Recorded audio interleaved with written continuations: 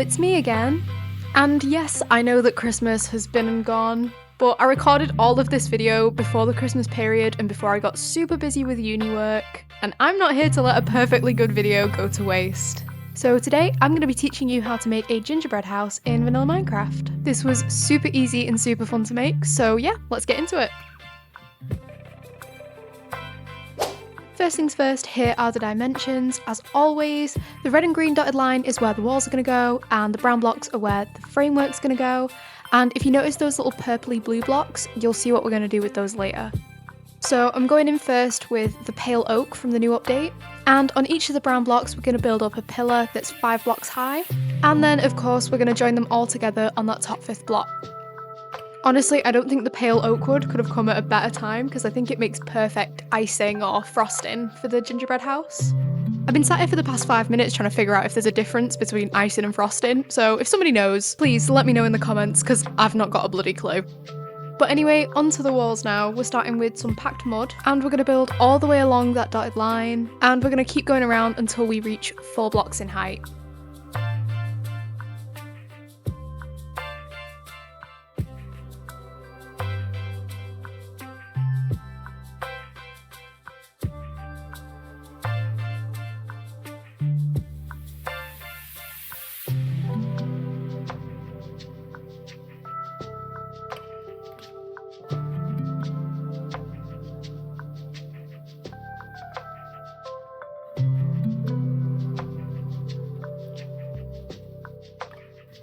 And here's how we should be looking so far. I know this doesn't look too promising just yet, but stick with me, we'll get there. From there, we're going to go ahead and replace some of the packed mud with some mud bricks just to add in a little bit of texture. I spent so long trying to find a block that sort of looked like gingerbread, and it kind of just got to a point where I was like, you know what, the mud will do. And overall, I don't think it looks too bad, especially when the build is finished. I think the pale oak really kind of brightens it all up. And then in the large window sections on the left and right hand side of the build, I'm just adding some more pale oak pillars just for a little bit more, like, decoration, I guess. And then I'm cutting out my windows and my doorway. And I don't know how I managed to do this, but I forgot to film myself filling the windows in, but I'm just using some white stained glass for that. And here's how we should be looking up to now. Onto the roof frame, we're going 1 block up and 1 block out from where the framework is. Underneath that outermost block, we're going to place down some planks and another upside down stair. And just for future reference, we're going to be doing that on all of the corners. But here I am building all the way along the back of the build until I reach that next corner. Then I'm doing that little underneath bit with the pale oak planks and the upside down stair, doing the same thing on the opposite corner, and then carrying on building round to the next corner. My god, how many times can I say corner in one sentence? But yeah, for the sake of not confusing myself any further, I'm going to pop a little bird's eye view of how it should look in just a second. And here's what we should be left with once we've finished mapping out the roof. Next, we're going to sort out the roof arches. The pattern for that goes as follows: upside down stair, block, stair, upside down stair, block, stair, upside down stair, stair, upside down stair, stair, upside down stair, stair. Then you're going to go ahead and do that exact same thing on the opposite side. And you're going to join the 2 sides together with 2 blocks and an upside down stair. And then we're going to do that exact same thing again on the opposite side of the build.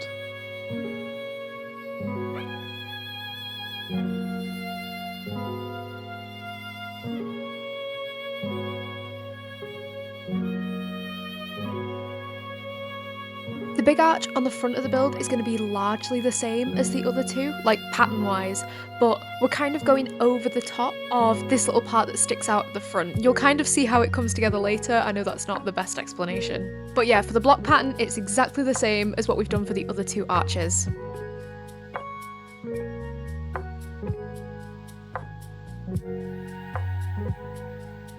And then for the part at the front that sticks out the most, we're going to do another little arch. Again, it's a really similar pattern to the larger arches, but we're just not doing as many upside down stair and stair sequences at the end. And here's how all the roof arches are looking all finished. Next, we're going to move on to filling in the roof. So in any of my other builds, this is a time where I'd swap out whatever block I used for the walls and do something different with the roof. But that's not going to be the case in this build, because after all, this is a gingerbread house, and gingerbread houses usually have gingerbread walls and a gingerbread ceiling. Oh my god, how many times can I say gingerbread in one sentence? But yeah, I'm sure you get what I'm saying. We're going back in with the packed mud first, and we're going to build all the way around each of the roof arches, placing a block down on every upside down stair and whole block, as we usually would do. I just like to do this personally so I don't get lost and confused when I'm trying to fill the entire roof in.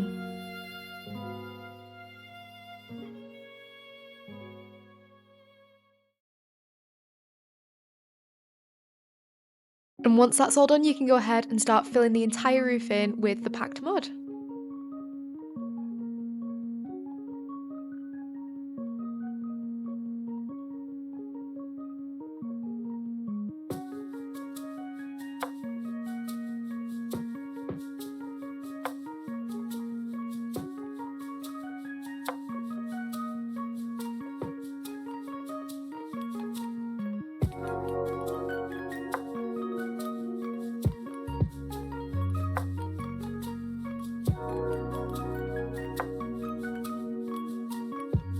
And this part's totally optional, but I decided that I didn't want this little bit here, so I just got rid of the pale oak and replaced it with some of the packed mud.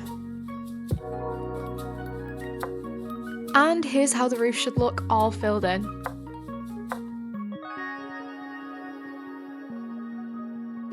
Now comes the most boring part of the building process for me. I'm just tidying up the inside of the build. So I've sped this part up a good bit. But all I'm really doing here is building along the top edge of the wall, using that pale oak from before to create a divide between a potential upstairs and downstairs area. And once you've done that, you can go back in with your packed mud and fill in until you reach where the roof is.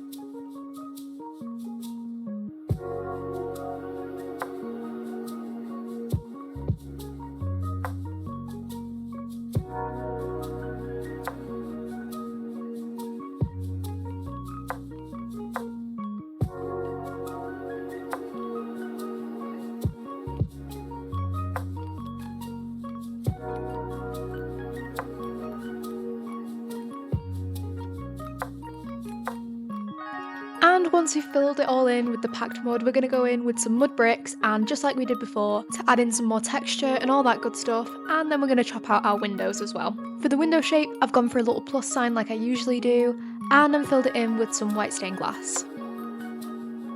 Then I'm adding some more mud bricks and another window to the front, and so this larger roof arch here, well, I didn't really know what to do with it, so I just kind of added in a sort of staggered window, if you see what I mean. But yeah, I don't think it turned out too badly.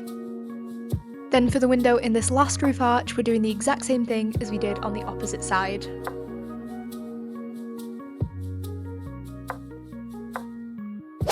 Back to the top of the roof now, we're going to be adding these ridges in like I do in all of my builds. And again, as always, shout out to the person who did this on Pinterest first, I love you.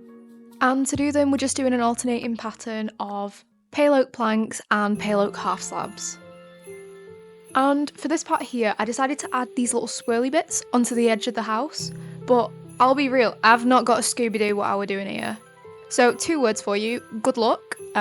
This video is a tutorial, but I never once said it was going to be a good one. But no, in all seriousness, it's kind of a combination of a lot of upside down stairs and a lot of half slabs, so yeah, once again, good luck with that.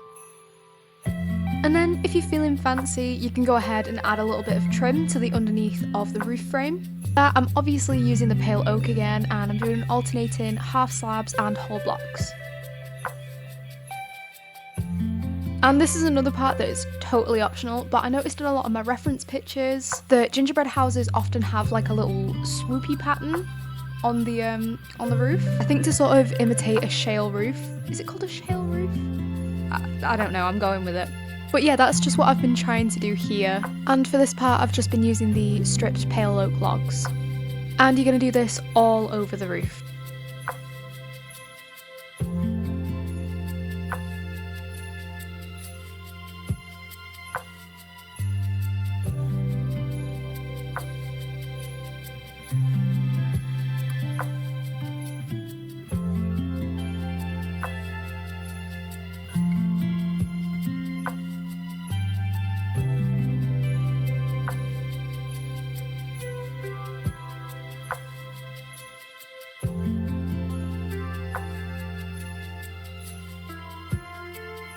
And another totally optional bit for you, but I also added in another little window here, just because I felt like that stretch of roof looked a little bit boring and it needed something else.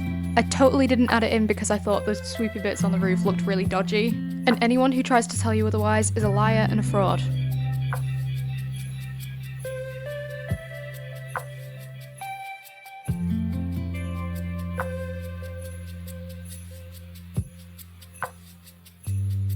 And here's how we're looking up to now. Very cutesy, very snazzy, very wintry.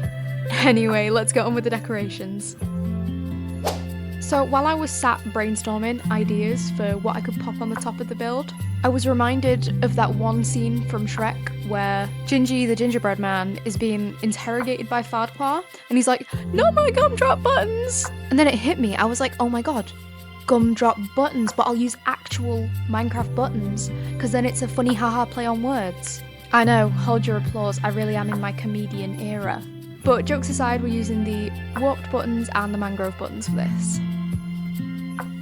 Now, I was fully debating whether to leave this build completely blank and not add in any of these decorations, but obviously I caved, but I think I kind of toned it down a little bit because I feel like, and this really pains me to say, but if you put too many plants into a build like this, it kind of takes away from the gingerbread feel. So I restricted myself to only decorating with mushrooms because they sort of look like gumdrops. Well, that's how I justified it to myself anyway.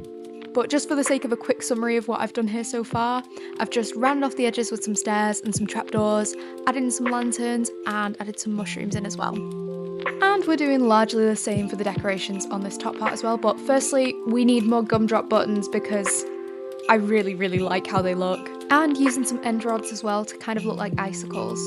And I'm popping them all around the inner part of the roof. From there, I'm rounding off the edges using some pale oak leaves and some stairs, followed by some trapdoors, and then of course we're going in with some more flower pots to add in some more mushrooms.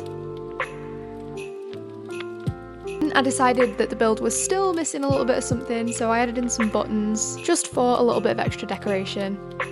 And there is that side, all decorated. For this part of the front, we're starting off rounding off the corners with some stairs and some trapdoors. And we're going to go 2 down with the trapdoors and then place 2 stairs on the bottom as well. We're then going to pop a lantern in and do exactly the same on the other one. I know, shock horror, we're deviating from ye old standard procedure for once. And then just adding in some mushrooms.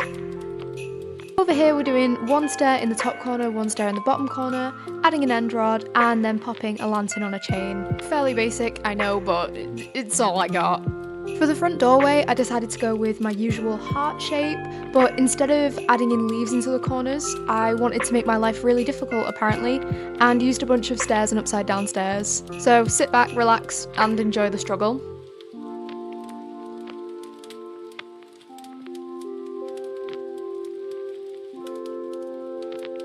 I decided to add in a pale oak door, which I'm still not entirely convinced by, but we're going with it. And then of course adding in some more buttons and a lantern. Shock horror once again, we're rounding off the edges of this top part with some stairs. Oh, enjoy my little struggle there. Anyway, obviously using pale oak for that. Then just adding in a mushroom, some end rods and a lantern. And here's how the front part is looking so far. Pre-warning, if you're building in a snowy patch like me, and you're also using lanterns and end rods, chances are you're gonna have to chop out a bunch of the flooring and replace it with regular snow blocks. Otherwise, it'll end up melting and you'll end up with all that weird patchiness. But yeah, anyway, the decorations for this little section here are exactly the same as on the other side of the front of the build. I hope that makes sense. And this little corner up here looked well sad and well boring, so I went in firstly with some stairs and then some end rods just to jazz it up a little bit.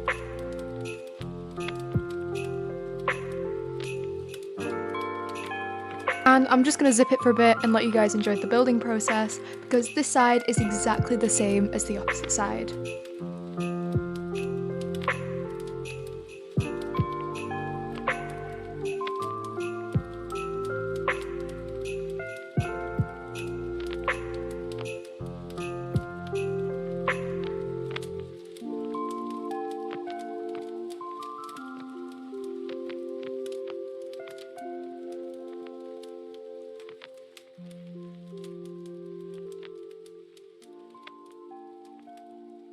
And that is the actual gingerbread house all finished.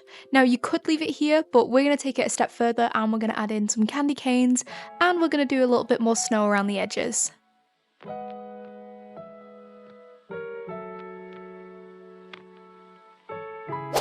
So for the candy canes, we're using a mix of the mangrove wood and pale oak. Firstly, we're doing an alternating tower of the mangrove and the pale oak. And then we're going to start building out diagonally with some of the half slabs. And we want to go up to sort of make the arch of the candy cane and then start making our way back down. I've tried like 6 times to try and like figure out how to explain this and I just can't, so you're probably best just watching, but this is what it looks like anyway. And obviously your gal likes a good bit of symmetry sometimes, so we're going to do the exact same thing over on the other side.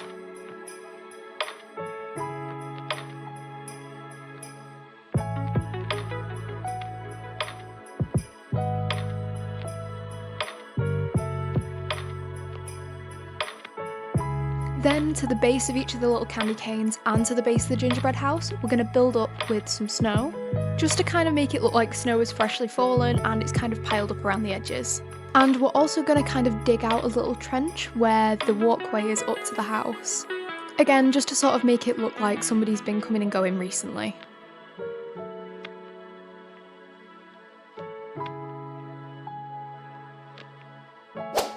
And that, my friends, is the build all finished. And I'm really pleasantly surprised with how this turned out.